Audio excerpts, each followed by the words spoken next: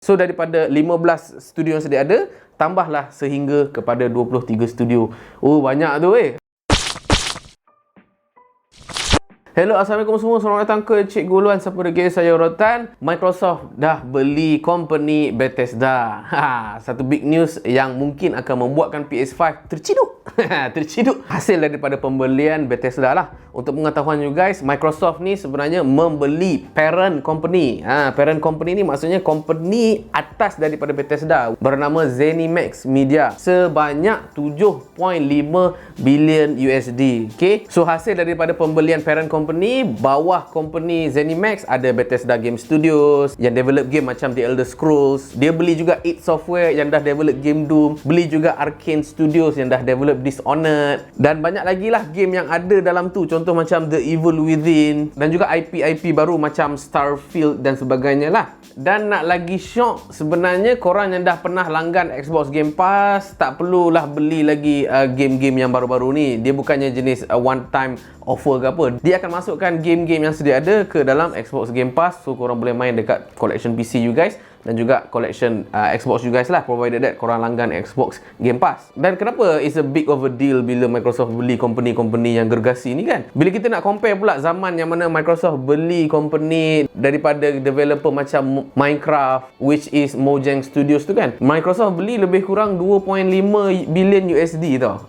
Dia beli Bethesda 3 kali ganda mahal daripada nak beli Minecraft. So lepas tu bila mereka dah beli company macam ZeniMax ni pula banyak lagi syarikat-syarikat bawah dia, developer game bawah dia kan. So dia akan menambahkan lagi studio-studio yang akan develop game yang eksklusif pada Xbox dan juga PC. Sebelum ni memang kita dah tahu dah yang mana Xbox ni dia dah beli lebih kurang 15 company yang akan develop Xbox game secara eksklusif lah. So dengan pembelian Bethesda dan juga developer-developer bawah dia tu juga, so daripada 15 studio yang sedia ada, tambahlah sehingga kepada 23 studio.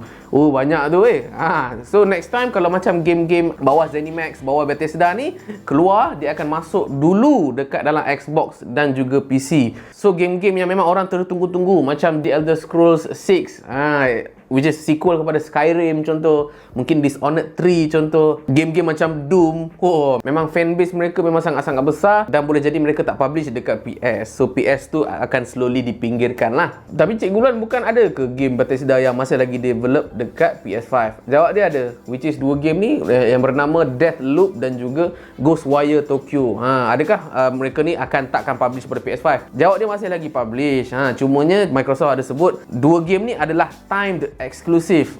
Time eksklusif ni bermaksud dia hanya eksklusif pada certain period, which is 1 tahun lah biasanya kan. So selepas daripada 1 tahun tu, mereka akan keluarkan pula kepada Xbox dan juga PC. Sama case lah dengan bila Sony develop untuk game Death Stranding, yang didevelop oleh Hideo Kojima. Dia release lebih kurang tahun lepas 2019, kemudian 1 tahun sahaja exclusivity tu, kemudian tahun depan 2020 barulah dia masuk ke dalam PC. So adakah dengan langkah ini akan membunuh PS5? Short term answer, tidak. Memang tidak. Sebab saya rasa game yang dah didevelop oleh PS Studios masih lagi kuat kan. Contoh macam God of War series, Uncharted, The Last of Us, Ratchet and Clank. Game-game macam tu masih lagi orang kata Xbox tak dapat nak beat lah kan. Sebab quality game ni jauh lebih power. Fanbase mereka masih lagi kuat dalam community PS4 tu semua kan. Cumanya on the long run. On the long run ni maksudnya dalam masa 3 hingga 5 tahun kan. Kena ingat Microsoft baru beli satu parent company sebab mereka pun ada duit. Kalau dia orang keep on membeli company-company besar, developer-developer yang power dah start masuk dan develop eksklusif untuk Xbox dan juga PC, so slowly PS ni akan dipinggirkan lah. So bila dipinggirkan macam tu, boleh jadi community gaming ni akan start berminat untuk bermain, at least kalau bukan dekat Xbox, diorang lebih berminat main dekat PC sebab diorang dah ada subscription base, which is kalau korang langgan minimum $9 ataupun lebih kurang 30-40 ringgit sebulan, korang dah boleh main 100 games, mungkin tahun depan dah cecah 200 games secara on the go. Selagi mana korang tak cancel subscription, korang boleh main game macam biasa. Dan sebab apa Sony dia tak buat langkah yang sama Cikgu Ulwan kan? Belilah company yang power-power masuk bawah company PS Studios contoh kan. So mari kita tengok net worth Sony dan juga Microsoft. Sony ni dia punya net worth dia setakat 2019-2020 lebih kurang 72 bilion USD. Oh banyaklah Cikgu Ulwan, bolehlah beli company macam-macam tu semua. Kita tengok pula Microsoft. Okay, Microsoft pula 1 trilion USD.